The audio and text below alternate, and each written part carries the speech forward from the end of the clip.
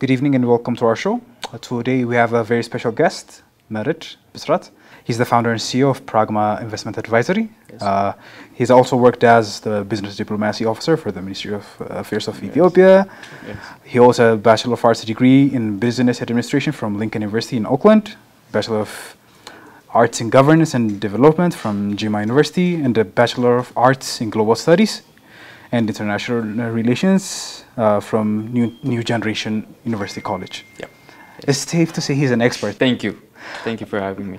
Today we're going to be talking about the Ethiopian economy. Yes. All in all. We're going to be specifically focusing on the capital market. Mm-hmm.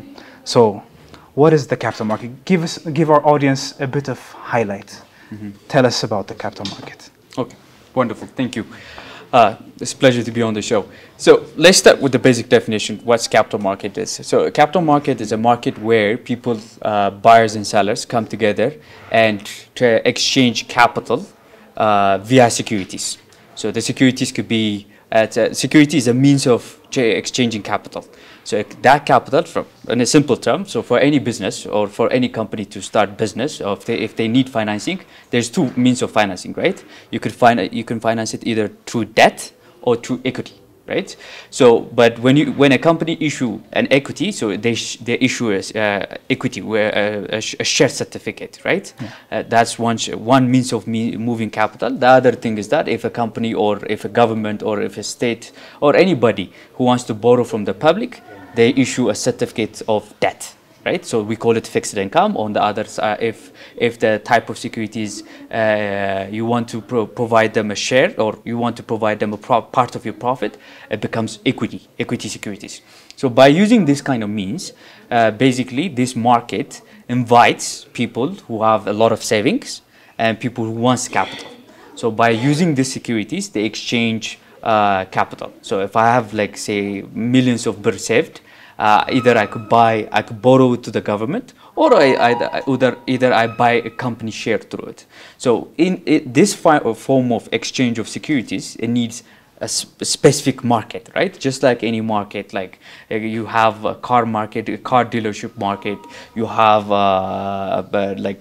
fruits market. Just like any market, it's a capital market is a market where you buy and sell securities as a means for you to save and invest your savings and then get better return. Okay. That's a very nice explanation, but I'm sure my audience is going to ask. Yes. So they're probably going to ask that you can already buy shares of companies. Yep. You can already buy shares of companies. You can establish companies as share companies. Maybe that you cannot be able to buy treasury bonds and other capital market assets as individuals. True. But banks and other entities can do that. Yes. So what does it mean to individual people of Ethiopia to have this capital market? Good. That's a very good question. So right now, as you correctly mentioned it, so most Ethiopians are very much familiar with buying a bank share or a microfinancial share or buying an insurance share, right? But there is no proper market. There is no central market where you exchange that share of certificate into cash. Usually, of course, there is a sort of OTC. There is over-the-counter trading, which people exchange their shares via Telegram or via WhatsApp. That market already exists here in Ethiopia, right? I see a lot of stockbrokers too. I mean, like, they've been giving me business cards around the streets. Exactly. Especially, I remember this one occasion. It was around Millennium Hall. There was shareholders general assembly for some bank, and there were a lot of stockbrokers just giving me business cards when we were driving past the window. Yes. I mean, the market itself exists, right? Yeah. But is it properly regulated? No. Right? Is it properly governed? No. So the point of Ethiopia relaunching, I must say this, relaunching its capital market is that now all these activities will be formalized with a proper regulator. So now Ethiopia has issued a proclamation called the Capital Market Proclamation 1248, which established a body, a regulator body, the Ethiopian Capital Market Authority, which the authority will be overseeing body that issues license for stockbrokers, dealers, investment bankers, and all these securities I mean, think about it. I mean, it's a good thing that we have this Telegram market and all that, we exchanging shares and all that. It is really needed. But it is a very sensitive market at the same time, right? Exactly. People are exchanging their savings to be part of a company. So you have to properly regulate the company. The company has properly issued its income statement, and then at the same time properly declared that it is in a very sound position, right? All these things has to be regulated. So what we're trying to do right now, when we say that Ethiopia is about to restart this capital market, is that we have come up with a proper law. We have a proper regulator. This regulator will establish a market, the Ethiopian Securities Exchange, just like I think most of your audience are very much familiar with Ethiopian Commodities Exchange, right? Yes, yeah. Ethiopian Commodities Exchange, what do? What you do is that you sell your teff, wheat, and any other commodities are exchanged on that market. Just similarly, any other company shares or bonds or any other fixed income securities will be traded and exchanged in a proper regulated market under the Ethiopian Securities Exchange. And the Securities Exchange and everybody within the ecosystem of capital markets. This includes brokers, dealers, and even the companies that issue shares, the banks, the insurance, will be regulated under the Ethiopian capital market. So the reason why we're doing this is that because, I mean, the market already exists, but we want it to be more inclusive. We want the rest of the public to come in this space and be part of this market, because a lot of people, I'm sure a lot of your audience that they have a minimum of 1 million per, 500,000 per savings, right? That saving need a proper place. I mean, right now, given the market price, you cannot buy a proper condominium or you cannot put it in the property market, but you could put it in the capital markets. So what all this exercise we're doing as a capital market is that we're trying to come a proper regulated ecosystem where people can trust the system, just like you trust the bank when you save your savings, right? At the bank, when you put, you trust the bank, just like that. So we're trying to come up with a legal framework for it, so that more people can participate in this market. Perfect. Yeah. So as we can clearly see, the government of Ethiopia, especially since the Prime Minister Abiy Ahmed took power, has been giving immense focus to opening up of this Ethiopian Securities Exchange, and to open up the capital market, in turn inviting investors to open up investment banking, foreign banks in Ethiopia, and the very well-known Ethiopian Investment Holdings, which was once led by the current National Bank of Ethiopia's governor, Ato Mamo Muratu. So it is a very focused agenda by the government to open up this. So what does it mean to foreign entities who want to join the Ethiopian market? Good. So let me come to your first part of the question. So why are we doing it right now, right? I mean, as you correctly mentioned, there's a lot of change happening in Ethiopian financial sector, but the reason why we're starting capital market, because we're not doing it because it's sexy, or we're not doing it because other countries have it. The reason we're doing it because it solves our problem. Okay, a market only exists because there's a problem to be solved. As simple as that. So if you see the Ethiopian economy, one of the hindrances, one of the biggest challenge, if you see it from a macroeconomic perspective, is that we have a very, how should I put it, not well modernized, very tradition-based, not tech-savvy financial sector, right?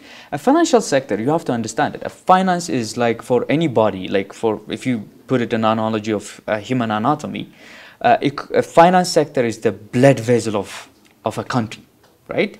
If you don't have a proper vessel where, properly when your blood flow through your body system, you're healthy, right? Just like that. If you don't have a very strong, sound financial system, your economy will be sick, right? Or you will see anomalies. Anomalies like very few people benefit out of that system, right? That's what is happening in Ethiopian financial sector, right? Yes. I mean, I can give you sort of a bit of data. So we have 32 banks in Ethiopian financial sector, but almost 50 million people save. Almost 1.4 trillion birr is is put as a deposit, as saving in these 32 banks. But who borrows that money? Only 350,000 people borrow that money. Really? Yes. 350,000 people? Exactly, yes. We're talking about companies and individuals. We're talking about out of 120 million people. Okay? This is a problem, right? And this is one of the anomalies that I'm telling you. Like, if your financial sector is not properly managed, if it is not inclusive, if your financial sector cannot provide a means of alternative financing or provide appropriate amount of credit, you will have this continuous problem. That's basically what the Ethiopian economy is, right? So as part of the reform, the reason why we're having the capital markets is that it's provide an avenue where people could becomes an alternative means of saving, where you could mobilize people's saving into long-term capital assets. Right? For instance, like right now, the banking sector, that's a very good classical example, right? What is the reason why the banks are selling shares? Because they want to raise long-term capital, right, from the public, and then they want to disperse it as a credit, and they want to provide the shareholders with good amount of profit. Yeah. Right? Just like that, it should not be held only to banking sector, right? It should be done for also other sectors. Why not we do it for the for other sectors? Why not we do it for the hotel, for the tourism sector? Why not we do it for the energy sector? We can do it for all these markets so that we diversify. We diversify the savings, and that could be mobilized as capital, and people can gain profit out of it, and then the economy benefit out of it. And obviously there is also another benefit as well in terms of it gives the government a means of alternative to raise debt through treasury bills from the public. So basically what it really does is that it solves one component of our financial sector problem. One component of that is that it creates avenue, it creates a pipeline where people who save money could mobilize this savings through a capital market, and then people who need the money, they could use that savings and turn that into long-term capital and provide people with very sound profit for their investment. That's the basic thing. So now we have some sort of understanding of what the Ethiopian capital market is and how it's supposed to function. What does it mean for individual Ethiopians? That's a good question. Okay, so let me put it in every everyday example that each and every Ethiopian experience, right? So let's say you have a car, right? So you have a car. So when you buy your car, what does the government gives you? That you are the owner of this car. It gives you what? It gives you a libre, right? Yes. So that libre asserts that Bruk owns this car, right? Okay, what if you buy a Bajaj? The same thing, right? Okay, what if you buy a land? And most of Ethiopians, like that have a home, they get a title deed certificate. Exactly. Yeah. Exactly, right? Yeah. So what it means is that these certificates, what it means is that they assure that you are the owner and the beneficiary of that property. Yes. It could be a car, it could be a Bajaj, it could be a house. So if you own a house, you are the beneficiary of selling that house or renting that house. You benefit from the cash flow of renting that house, right? So it is an assertion that you own this property. Just similarly, just like that. So any company, when they issue a share, when you buy a share, they issue a certificate. So that certificate assures that individual, right? That assures that individual is he or she owns that piece of the company, and he or she will be part of that profit, right? Yes. Just like that. Okay, for instance, the government wants to borrow money. Government really wants to borrow money. So to give your audience a bit of context, so a government operates like, it doesn't operate like you and me, but the principle applies the same. So last year, the government says that they want to spend 785 billion birr annually, right? But the amount of tax they collect is 440 billion birr. So they're short in how much? 320 or 350 billion birr. Yeah, that's a 315 billion birr budget deficit. Exactly, yes. Right? So what do? So the government, just like anybody else, they borrow money. So what do? Before they borrow money, they issue treasuries, which means whoever buy this debt, the government gives guarantee that I borrow your money, right? And then I borrow your money, I used your money to finance my deficit, and then at the end of the day, I'll give you in some amount of interest rate because it is I owe you, because right? Money, yeah. So right now, currently, what's currently happening is that this 350 billion birr of deficit is being financed by the government. The Ministry of Finance issues certificates, i.e. certificates of what we call it treasury bills. And then, do you know who's the buyer? The pension funds. Okay? Everybody in Ethiopia, and any company they employ, or public or private, so they contribute 18% of their salary, gross salary, to the government, right? So that goes into the pension funds. I mean, we have to account of inflation. That money has to be put in place. It has to be put in work. Otherwise, the monies will dwindle in terms of inflation if you account all that. Yes. So what the pension fund do is that they buy the treasury bills. Okay? So think about the insurance. The insurance, they collect money from us, from our car, from property, and all that. So they have a lot of cash on their hands, on their balance sheet.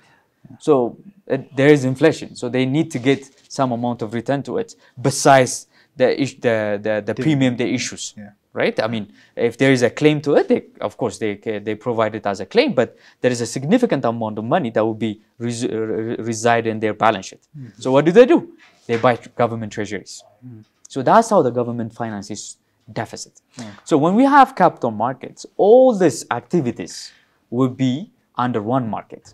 So you and me, not only we can get access of the shares of the bank or insurance companies or anybody's company, but also we can buy government treasury bonds. An individual can walk exactly and go and buy yes. a treasury bond yes. or a treasury bill yes.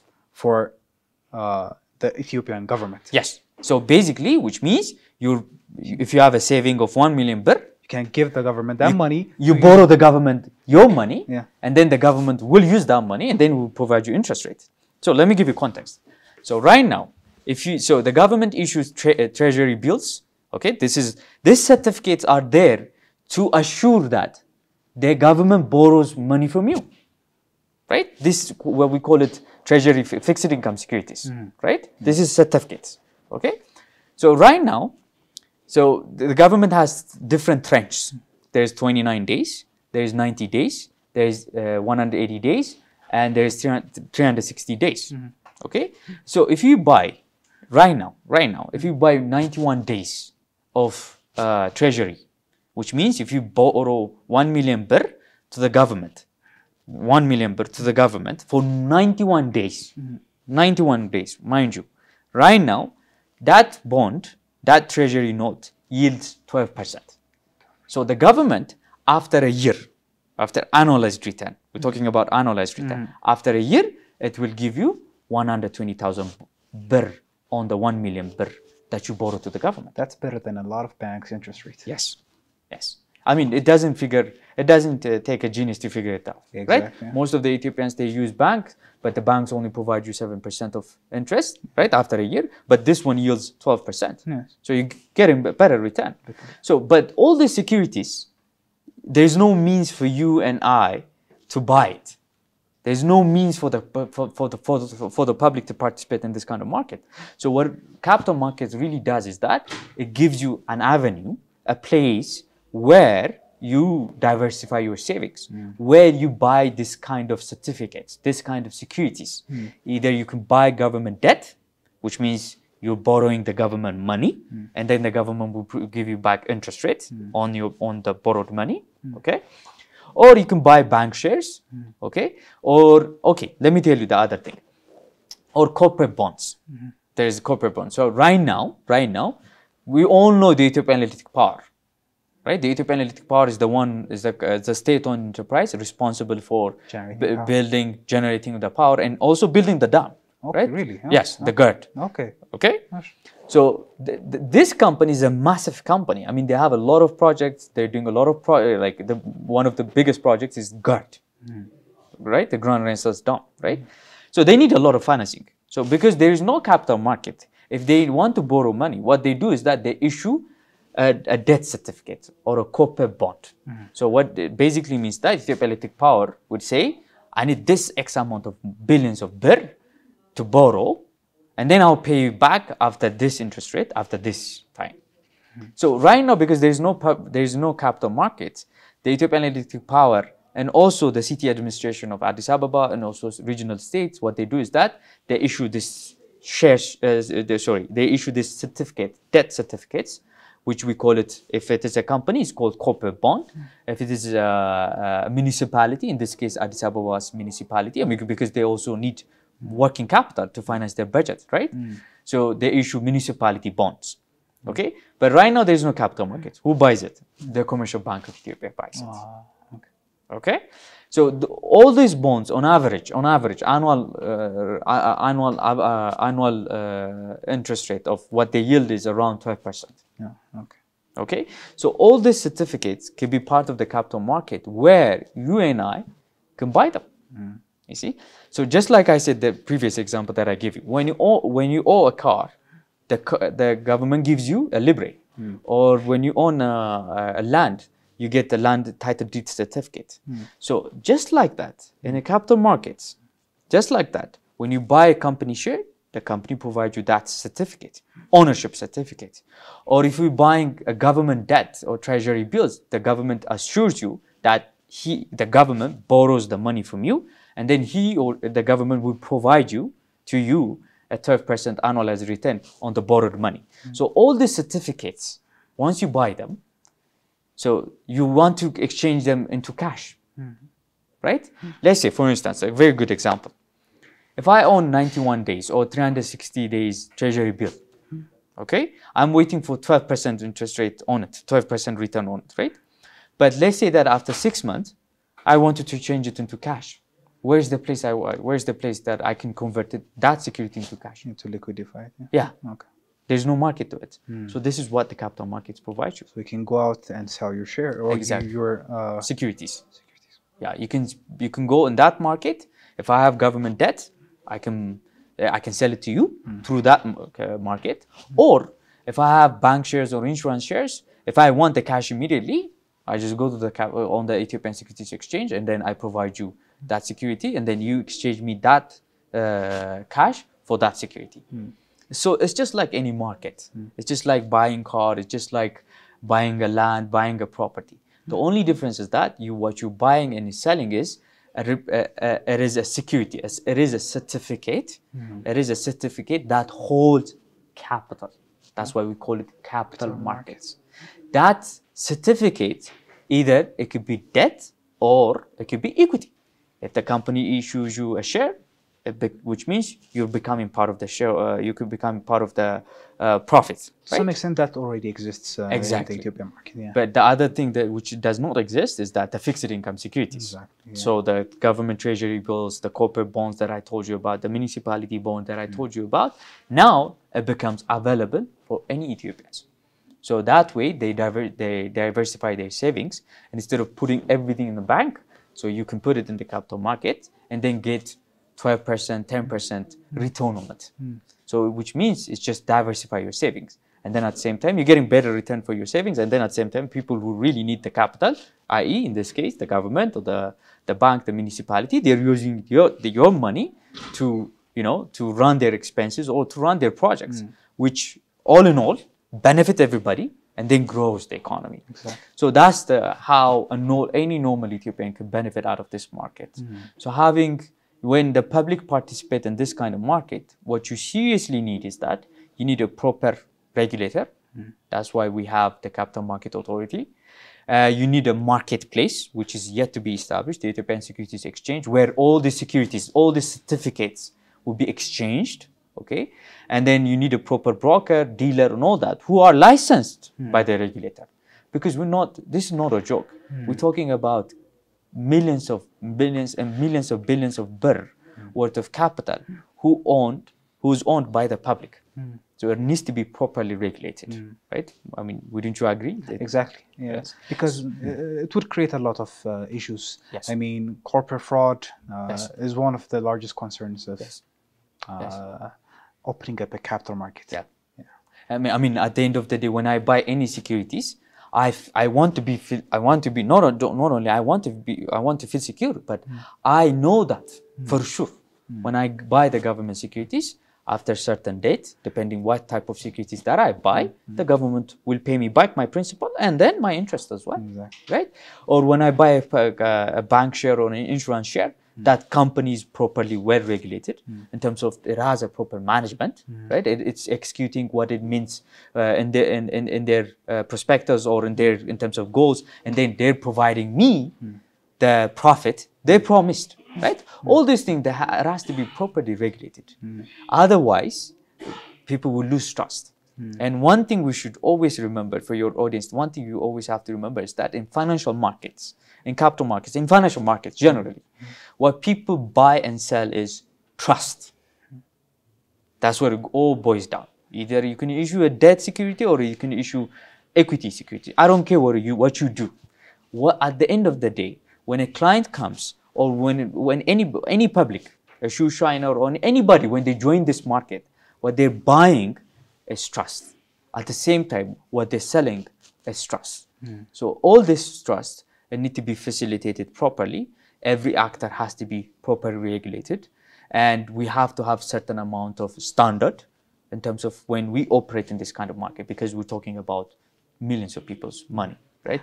And I must mention that, and your audience have to forgive me, when I say certificates, by the way, just mind you, when the capital market starts, the government will not give you a certificate, or if I borrow money, I don't go to the Ministry of Finance and the Ministry of Finance gave me a certificate. What it will happen in what the Ethiopian capital market team are working on is that all the certificates will be digitalized.